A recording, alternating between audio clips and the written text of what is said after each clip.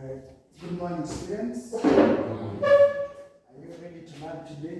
Yes. So, did you do the last assignment I gave you guys? Yes. Oh, it's strand. So, our strand is numbers and algebra. And our substrand that we are currently working on is quadratic equations, but we'll be looking at quadratic identities. So, open your textbooks. If you don't have your textbooks, share with your fellow learners. So, in the last lesson, we looked at how to expand and multiply algebraic expressions, and maybe to refresh on a few examples on how to expand and multiply. Let's say, for example, you have been given x plus 3, x plus 2. I'd like to invite you to try this out in your exercise books, and in 30 seconds, you give me an answer. So try it out, take 20 seconds and try it in your books. Who can tell me what they have got? The answer is x squared X squared plus 5x plus 5x plus 6. plus 6.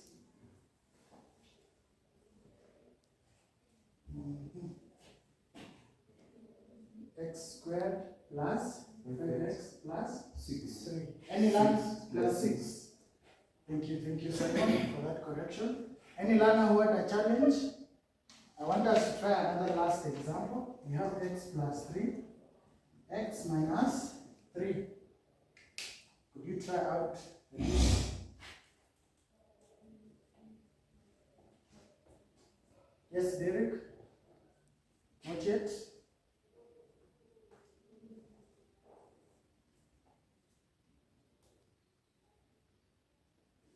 Yes, John? Are you done? X squared minus 3x. X squared minus 3x. Yes.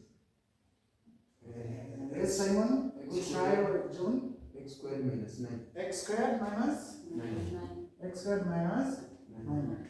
So far, I can see you are able to expand and multiply.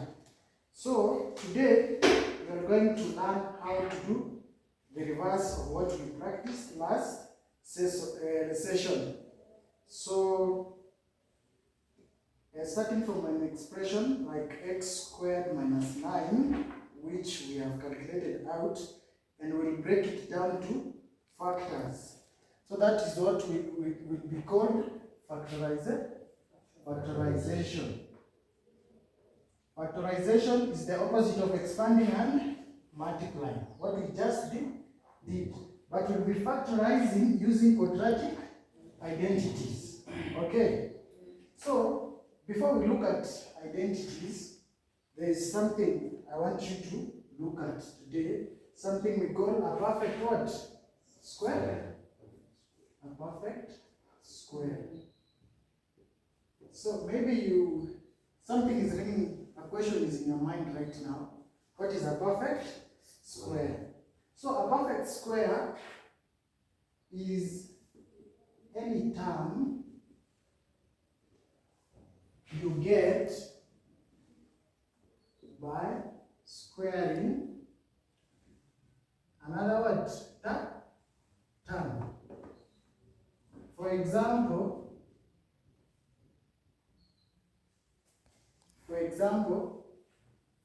5 times 5 is equals to 25. So we have two terms. Is that okay? Yes. Another example is 4 times 4, which is equals to 16. So 25 and 16 are our perfect squares. Okay?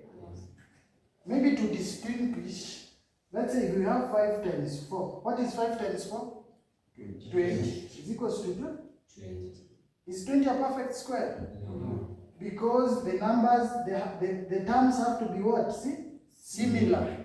For the result to be defined as a perfect square. Is that okay? So we are going to look at 3 identities. The 3 identities that we have. And the first, I have a visual chart here that you can use for reference. Yes, John? I have a question. Mm-hmm. So we have said that either we have similar numbers like 5 and 5, Mm-hmm. we get a perfect square. Mm-hmm. So what if we have 5.5 multiplied by 5.5? Mm-hmm. Is that, will those two terms give us a perfect square? One key characteristic, thank you, John, for that wonderful question.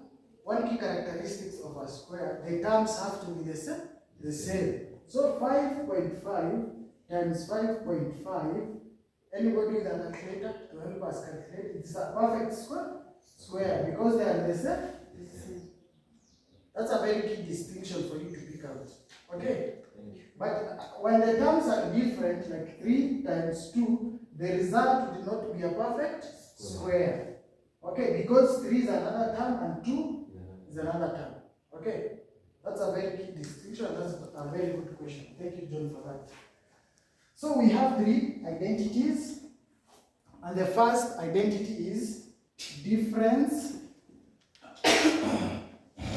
of 2 squares.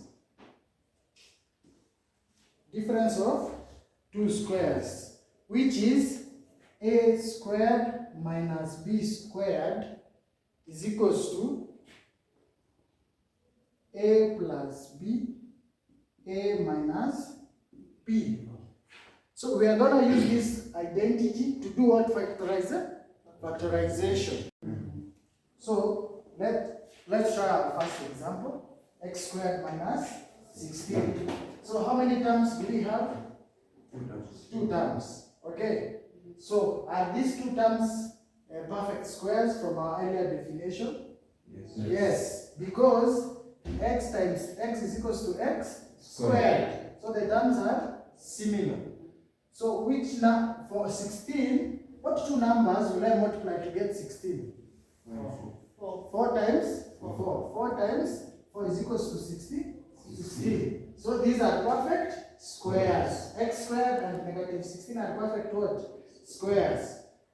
So that's why we'll be using the difference of 2 squares. Difference means minus. Are we together on that point? Yes. Okay. So we rewrite x squared minus 16. Let's rewrite our identity. X squared minus b squared. So we have confirmed these are perfect squares. Yes. Is equals to a plus b, a minus b. So we come and write here our a and our b. Okay. Our a squared and b squared. But now we need to find our a. Are we together? Yes. So for a, it will be x times x will be a squared, which is equals to x squared. Have I lost some people?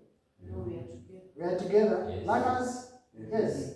And for 16, we have 4 times 4, which is equals to b squared, which is equals to 16. So our a is x, and our b is 4. A is equals to x, b is equals to 4. So we come and do what? Substitute. So a is x plus what? B, which is 4. Okay? Yes. Then a is X. minus b is 4. So I want you in your books to calculate this if you see, so that you can be able to establish if you get x squared minus 16. Can you expand and multiply this?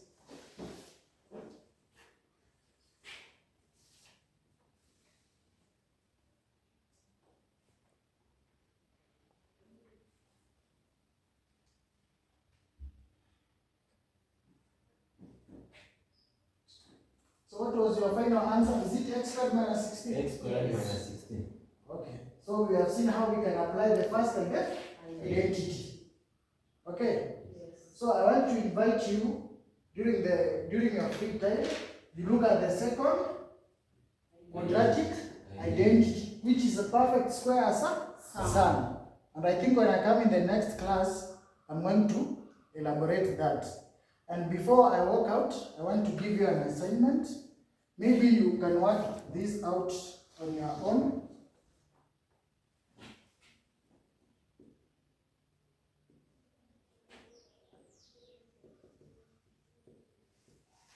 Practice assignment.